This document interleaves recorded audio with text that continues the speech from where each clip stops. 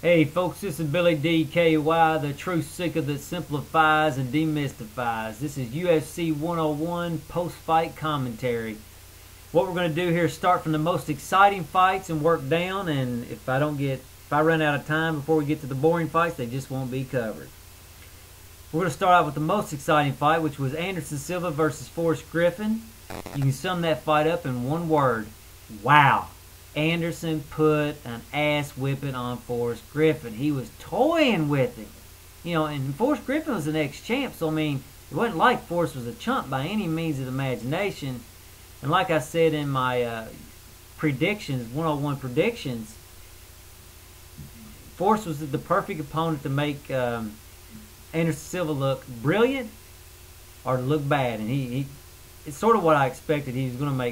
Forrest was going to make him look real good, because he fights a lot like Rich Franklin. So hats off to Anderson Silva, an amazing job. And one thing I've realized about Anderson, it's not his striking that's so great, it's his mind is that great. He doesn't lose any slices of time. He is completely in the moment. And I think a lot of other guys are not always in the moment. They're thinking halfway in the moment, halfway thinking, halfway in the moment.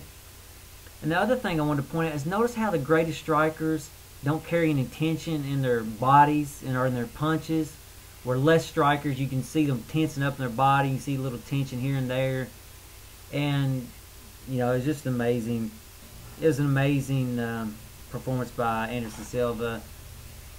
And going on with Anderson Silva again, I think it's going to be hard with that destruction of Forrest Griffin for Anderson Silva not to face his friend Lyoto Machida. So I don't know if he wants to do it. I don't know if he will do it, but I think he may have to, just for the crowd and stuff. I still would like to see Anderson Silva face John Jones. The guy that's, real good striker, trained with Kung Ling, people like that. So I don't know if he can beat Anderson Silva. I think Anderson Silva just may be too much in the moment for him. So anyway, in my opinion, up to that point, that fight saved the card, because it was getting boring up to that point, because the other fights at that point were just, I was fast forwarding, I had it TiVo'd a little bit, so I was fast forwarding and stuff.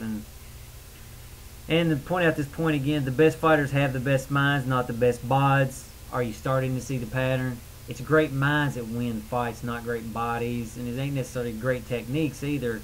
It's great minds, and great minds learn great techniques. So that's just a little side note. Next fight that I thought was the most interesting: BJ Penn versus Kenny Florian. Whew! BJ is tough. BJ looked good. His body looked good. His cardio looked good. He wouldn't get wore out. Kenny did what I thought he should do. Kenny had a perfect plan. He was southpaw stance.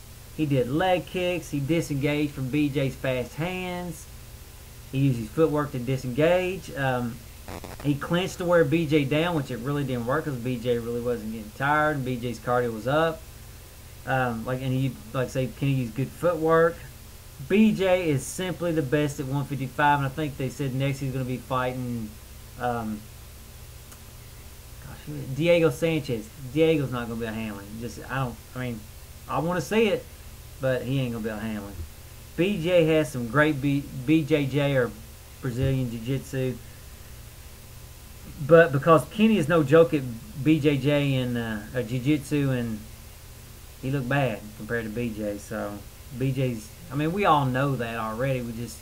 People have to stand up with BJ because they don't want to go to the ground with him, unless you're George St. Pierre and you can hold him down.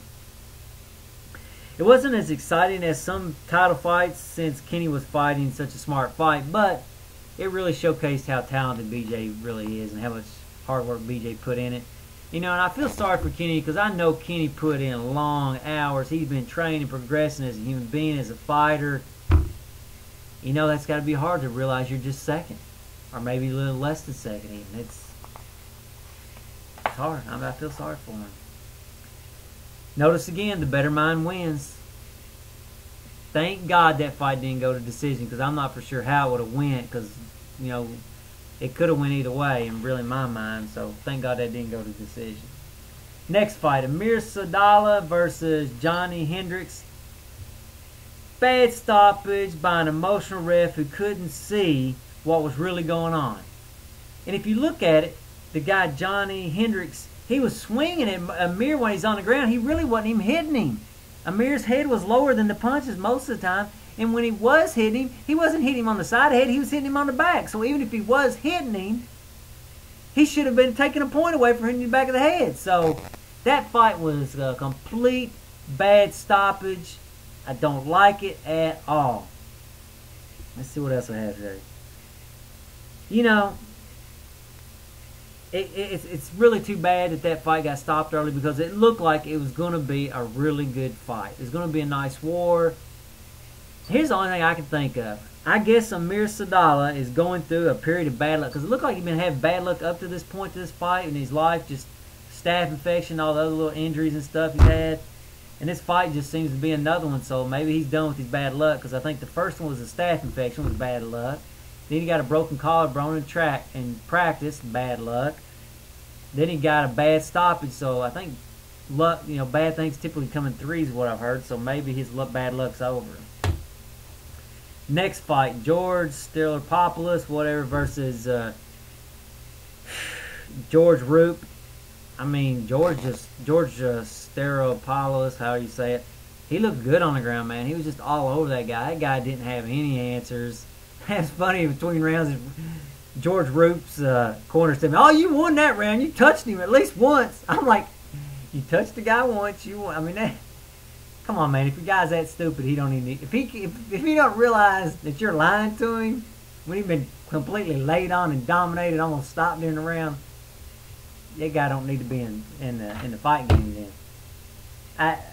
It was a great performance by him, so kudos to George Stilopoulos, or however the hell you say it. Next fight, Josh Neer versus Kurt Pellegrino. I thought it was pretty much a boring fight myself, basically laying prey on him on the ground. The only thing I thought was really good about that fight was in the first round when Pellegrino took a takedown right at close to the end of the first round, I believe.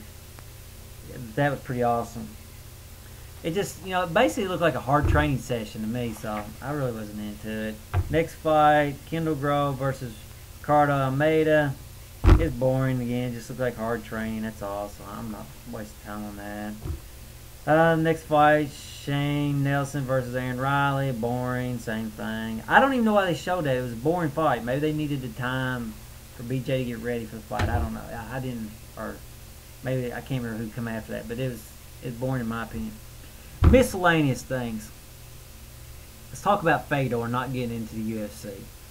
I mean, it sounds to me like Dana White bent over backwards to get Fedor back in the UFC to get him fighting.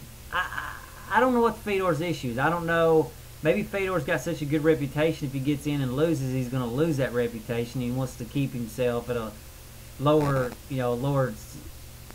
venue so he can still, have the illusion of being the man. That's really what I think it's all about, really. Because I mean, look at Tito even come back, and Tito and Dana are buddy again. So I mean, I really think it's on Fedor. I really don't think it has anything to do with Dana White or UFC. Next thing, Gina Carano versus Chris Cyborg. That's coming up August 15th on Strikeforce, which I think that's going to be a good fight. I don't know who's going to win. I'm excited to see it. Next issue, Kimbo Slice. He's September the 16th. He's going to be on the Ultimate Fighter, so that ought to be a good season. I'm really looking forward to seeing that, and I'm sure a lot of you are too. And again, that will be September the 16th. And I've seen a video of him on YouTube, talking about UFC and stuff like that. And he was I think he was in the house then at that time. And, he seemed like a pretty good guy. I mean, so I think it's going to be a good thing. Anyway, folks, that's all I have to say, and later.